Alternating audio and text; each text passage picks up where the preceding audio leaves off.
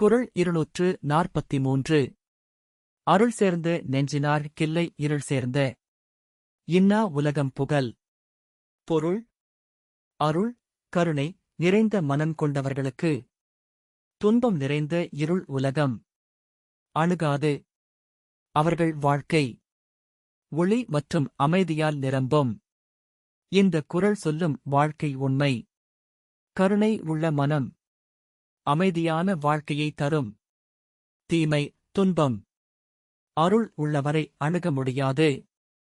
நல்ல மனம் கொண்டவர்களின் வாழ்க்கை ஒளிமயமானது.